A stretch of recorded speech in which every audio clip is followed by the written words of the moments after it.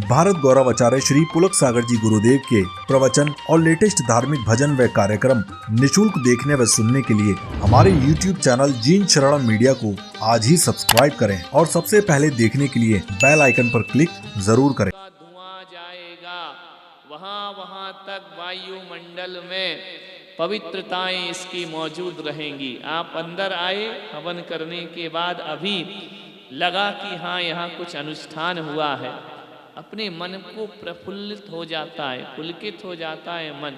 तो जहाँ जहाँ ये धुआं जाएगा आज रात भर वहाँ की दरिद्रताएं दूर होंगी। जो श्रद्धा भाव से पवित्रताएं, आकाश निर्मल होगा, आदि व्याधि सब दूर होंगी। ऐसी पवित्र अग्नि को साक्षी मानकर आज हमने जिनेंद्र भगवान का मंत्र स्मरण करके अग्नि दी, हवन किया। इसमें अगर तगर चंदन कृष्णा गरु ये सब लकड़ियाँ, आम्र पीपल ये सब पवित्र औषधियों को यहाँ पर अग्नि के लिए समर्पित किया गया।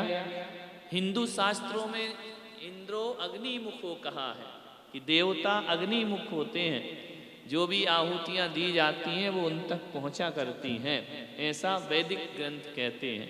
जैन ग्रंथ इसको नहीं मानते हैं, लेकिन जैन ग्रंथ इसको दूसरे तरीके से मानते हैं कि ये जो धुआं है, धूम्र है, यह वातावरण को पवित्र कर देता है, अपने मन को पवित्र कर देता है।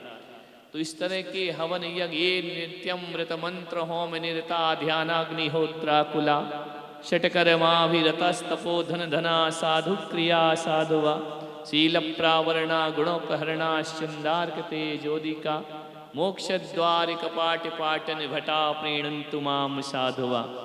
आचार्य भक्ति में आता ये नित्यम मृत मंत्र होम निरता, जो साधु नित्य मंत्रों में अपने कर्मों का होम करता है वह मोक्ष के द्वार को खोल लिया करता है, ऐसा वर्णन शास्त्रों में है। शांति भक्ति में भी आता है कि नित्य हवन आदि करने से आपका जीवन पवित्र होता है, ऐसा श्रावकों के लिए उपदेश है, साधुओं के लिए मना है। ताई ने बोला कि आप तो अग्नि नहीं जलाते, फिर हवन क्यों कर रहे? हमने कहा आओगी तब पता पड़ेगा। हवन का उपदेश देते, लेकिन हवन में साधु बैठते नहीं हैं। कोई भी दिगंबर संत हवन के समय चले जाते हैं, क्योंकि वे मंत्रों का हवन करते हैं ध्यान की अग्नि में, और आप करते हैं जाप का हवन लकड़ी की अग्नि में। दोनों में इतना ही अंतर है। तो उन पवित्र भावनाओं से यहाँ पर सभी ने किया है। यह जिनेंद्र भगवान का उपदेश है। सावध्य लेसो बहुपुण्य रासो। आचार्य ने कहा है कि एक बूंद जहर यदि समुद्र में डाल दिया जाए तो उससे समुद्र का कुछ बिगड़ता नहीं है। ऐसे हे श्रावक, तू दिन भर जो पाप करता है, यदि थोड़ी अग्नि जला लेगा तो उससे जो पाप होगा तो ऐसा है जैसे समुद्र में एक बूंद जहर डाला हो। तेरे लिए वह पुण्य का ही कार्य है। यही अग्नि चूल्हे में जलेगी तो पाप में कारण बनेगी, और यही अग्नि जिनेंद्र की भक्ति में जलेगी तो पुण्य का कारण। कहा है कि जो अग्नि है ना, एक इंद्री, इसका भी भाव बदल जाता है। एक इंद्री की पर्याय से ये मनुष्य की पर्याय को धारण कर लेगी भगवान का मंत्र स्वीकार करने से। एक इंद्री का कल्याण कैसे होता है? पेड़ पौधों का कैसे होता है? वो फूल अर्थी की जगह भगवान के चरणों में चढ़ा दिया, पेड़ अपनी पर्याय बदल लिया करता है। जो धूप अग्नि में डाल दी जिनेंद्र के यहाँ, वह एक इंद्री अग्नि भी अपनी पर्याय बदल लेती है। ये पृथ्वी भी अपनी पर्याय बदल लेती। आप कहोगे ऐसा कैसे होगा? इतने से काम में ये मनुष्य बन जाएंगे? हम इतना धर्म कर रहे, हमारा कोई गारंटी नहीं है क्या बनेंगे? बोले इसलिए कि छोटी बच्ची है ना, यदि छोटी बच्ची को बोलो कि एक गिलास पानी लेकर आ जा, और यदि वो जग भर के ले आए तो उसके सामर्थ्य के अनुसार तो बहुत बड़ा काम कर दिया उसने, क्योंकि उसकी उतनी योग्यता नहीं थी। बड़ा आदमी जल भर के लाएगा जग में, उसकी कोई तारीफ नहीं होगी। छोटा बच्चा ले आएगा तो तारीफ होगी। तो एक इंद्री के पास इतना सामर्थ्य नहीं है, इतना भी उसे सानिध्य मिल जाए तो उसकी पर्याय बदल जाया करती है। बड़े ताकत वालों को ज़्यादा पुरुषार्थ करना पड़ता है, कम ताकत वालों को कम पुरुषार्थ में ज़्यादा फल की प्राप्ति होती है। क्योंकि अग्नि स्वयं तो कुछ कर नहीं सकती है, लेकिन प्रभु नाम का मंत्रोच्चार हो जाए तो उसकी पर्याय चेंज हो जाती है। फूल अपनी पर्याय बदल लेता है, अग्नि बदल। जो जल भगवान का अभिषेक करता है जिनेंद्र के स्पर्श से, उसकी अगली पर्याय मनुष्य की प्राप्त हो जाया करती। ऐसा अपन ने भी पिछले जन्म में कुछ किया होगा, नहीं तो एक इंद्री क्या पुरुषार्थ करेगा पर्याय बदलने का। वह तो असहाय है, वह तो कुछ कर नहीं सकता।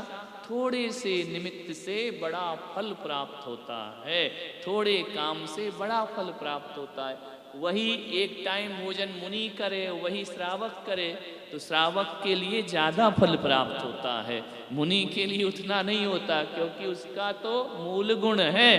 तो इन लोगों को जो ज़्यादा उसमें रचे पचे हैं वह थोड़ा धर्म करते हैं तो बड़ा फल उनको। इसलिए तुम्हारी जो थोड़ी अग्नि है ना, ये तुमको पाप नहीं, तुमको पुण्य ही प्रदान करेगी।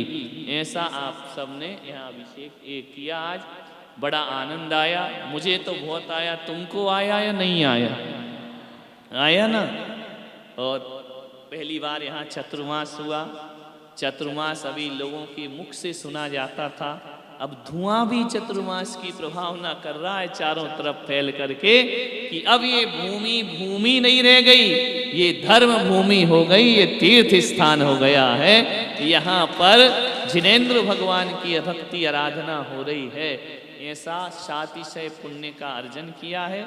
सभी लोग इसकी भस्म को ले जाएंगे अपनी तिजोरी में, अपने मकान में, अपनी शारीरिक व्याधियों में। इसको लगाइए पवित्र भावनाओं के साथ, तो हमारे कर्मों का क्षय होगा।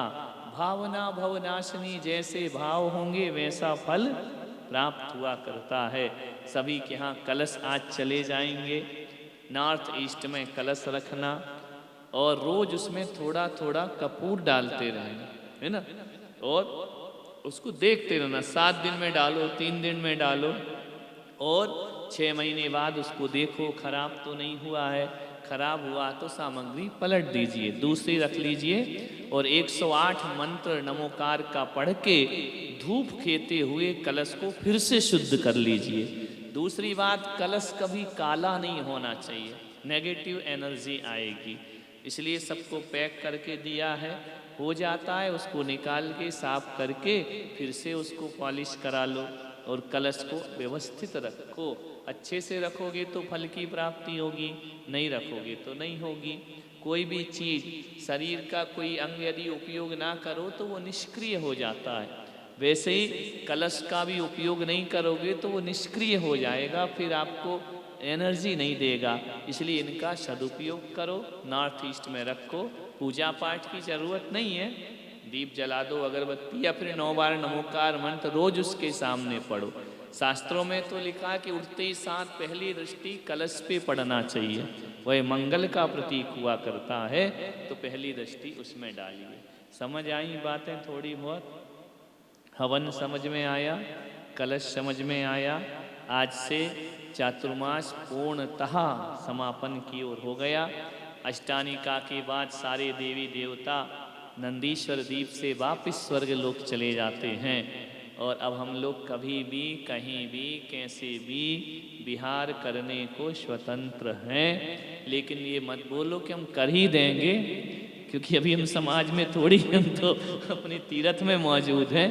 थोड़ा सा काम है, ये और हो जाएगा, फिर बिहार होगा। वापी का भी श्रीफल है, दमन का भी है, सब जगह के लोग, भिलाड़ का भी है। सब जगह जैसा जैसा अवसर मिलेगा वैसा वैसा करते हुए आगे की ओर बढ़ेंगे। तो अब सभी लोग पूरे आनंद के साथ भगवान की आरती करेंगे, अंतिम आरती इस चातुर्मास की। और हमारे संगीतकार भी आज अंतिम आवाज़ वहाँ इस प्रवास की, है ना, वैसे तो कई बार आना है।